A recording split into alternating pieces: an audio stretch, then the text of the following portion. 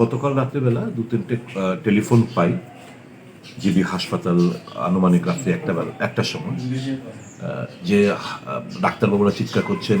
পেশেন্টরা চিৎকার করছেন যে স্যার আমাদেরকে বাঁচান, অক্সিজেন সাপ্লাই পুরোপুরি বন্ধ হয়ে পড়েছে, পেশেন্টরা শ্বাস নিতে পারছে না, ছটফটাচ্ছে, আপনি দয়া করে, আমরা চেষ্টা করছি বিভিন্ন জনকে যারা আধিকারিক রয়েছেন তাদের সঙ্গে যোগাযোগ করার, কিন্তু কেউই ফোন বাজছে ওনাকে, কারোর সুইচ অফ, কেউই রেসপন্ড করছে না, আপনি কোনো কিছু করার থাকলে করুন। এই ফোনটা পেয়ে আমিও, মানুষ মারা যাবে এরকম মৃত্যুর মিছিল সংগঠিত হয়ে পরের দিন, আমি দেন আমি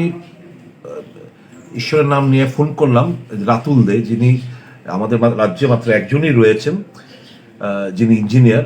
বায়োমেডিক্যাল ইনস্ট্রুমেন্টেশন ইঞ্জিনিয়ার, ওনাকে আমি ফোন করি এবং থ্যাংক গড উনি ফোনে আমার রেসপন্ড করেন,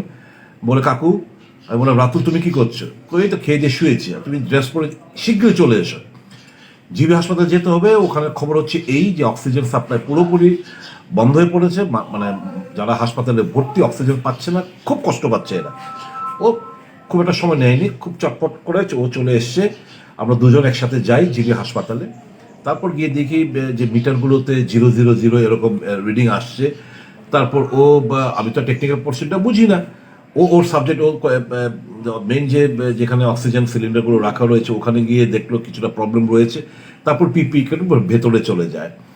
ভেতরে চলে যাওয়ার পর থ্যাংক গড সে আধ ঘন্টার মধ্যে সে তার যার তার মেকানিক্যাল পদ্ধতি কিংবা যা পদ্ধতি অ্যাপ্লাই করে এই জিনিসগুলো, যে অক্সিজেন যেটা টেকনিক্যাল প্রবলেম ছিল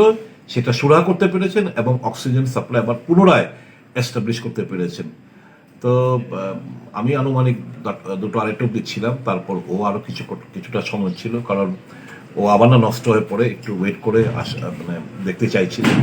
তো আমাকে বললো কাকু আপনি চলে যান, আর এটা হয়ে গেছে, আমি আরও কিছুক্ষণ থেকে আমি চলে আসবো। আমি ধন্যবাদ জানাবো রাতুল দেখে, যে কাল রাত্রে ওনার প্রচেষ্টায় এই অক্সিজেন সাপ্লাইটা উনি আবার পুনরায় এস্টাবলিশ করতে পেরেছেন